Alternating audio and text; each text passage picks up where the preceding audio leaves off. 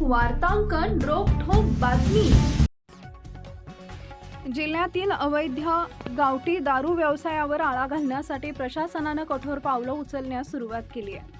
गावच्या हद्दीत सुरू असलेल्या हातभट्ट्या, बेकायदा दारू निर्मिती किंवा त्यासाठी वापरल्या जाणाऱ्या कच्च्या मालाची माहिती संबंधित यंत्रणेला न दिल्यास सरपंच व पोलीस पाटलांचे मानधन रोखण्यासह ग्रामसेवक आणि तलाठ्यांवर शिस्तभंगाची कारवाई करण्यात येणार असल्याचं स्पष्ट करण्यात आलं आहे। महाराष्ट्र दारूबंदी तरतुदीनुसार गाव पातळीवरील प्रशासकीय घटकांनी त्यांच्या कार्यक्षेत्रातील अवैध दारू व्यवसाय, हातभट्ट्या, गूळ पुरवठादार, कच्चा माल वाहतूकदार आणि संबंधित संशयास्पद हालचालींची माहिती प्रशासनाला देणं बंधनकारक आहे।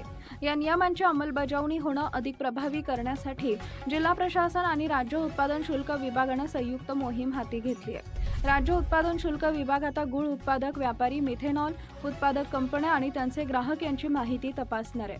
बेकायदा दारू निर्मितीसाठी गूळ किंवा मिथेनॉलचा पुरवठा केल्याचं आढळल्यास संबंधितांवर फौजदारी कारवाई होऊ शकते असा इशाराही देण्यात आलाय। जिल्ह्यातील हातभट्ट्या बहुतांश वेळा ओढे, नाले, नदीकाठ, गायरान, वन विभाग किंवा सामाजिक वनीकरणांच्या जमिनीवर आढळून येतात। अशा ठिकाणांची माहिती वेळेत मिळाल्यास अवैध व्यवसायाचं समूळ उच्चाटन करणं सोपं होणार असल्याचे प्रशासनाचं मत आहे। दरम्यान राज्य उत्पादन शुल्क विभागाच्या प्रस्तावानुसार जिल्हाधिकारी कार्यालयानं सर्व संबंधित विभागांना समन्वयानं कारवाई करण्याच्या सूचना दिल्यात। गाव पातळीवरील अधिकारी व पदाधिकाऱ्यांनी जबाबदारी पार पाडली नाही तर त्यांच्या विरोधात प्रशासकीय कारवाई होणार असल्याचं स्पष्ट करण्यात आलं आहे।